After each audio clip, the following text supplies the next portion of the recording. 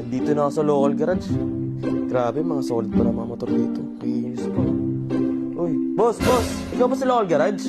Yes, boss. Ako nga. Anong oras na, boss, ah? Nirecommend ako ng kapitbahay namin. Solid daw mga yun dito tapos may warranty pa.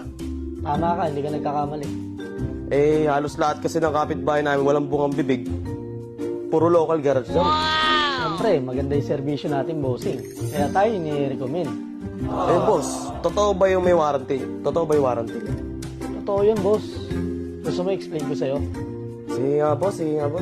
Dito kasi sa local garage, bossing, kaya tayo ni-recommend, kaya trusted tayo, kaya wala kayong makikitang pangit na feedback. Siyempre, di ba?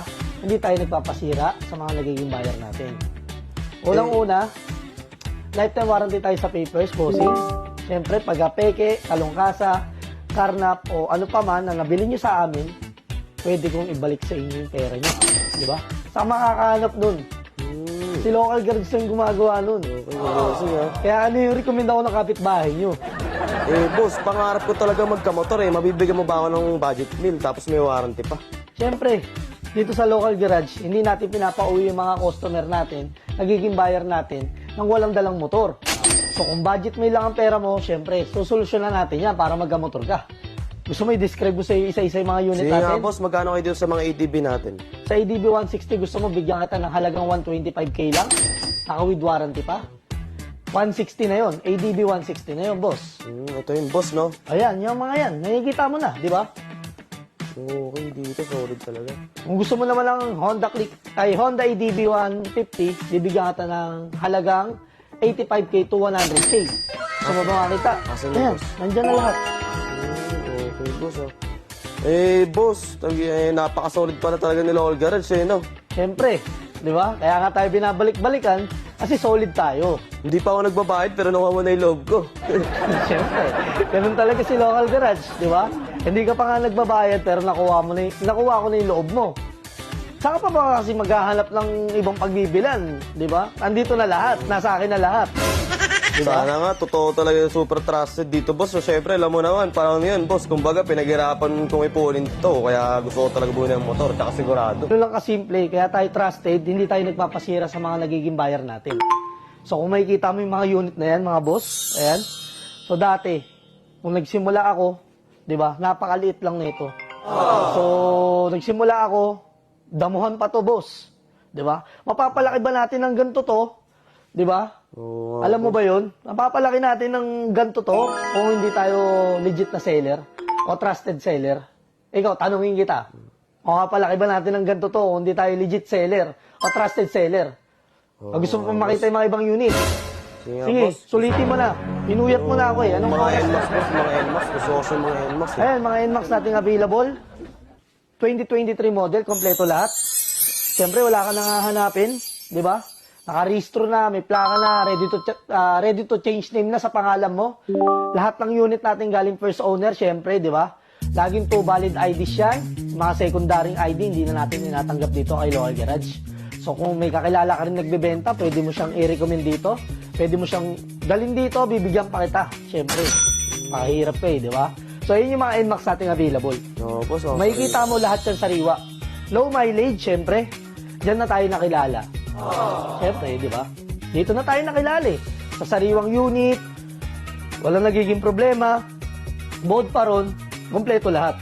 So, sige, pamili ka. Bibigyan kita ng budget meal, hindi kita papauwiin ng walang motor. 11 PM na, bossing.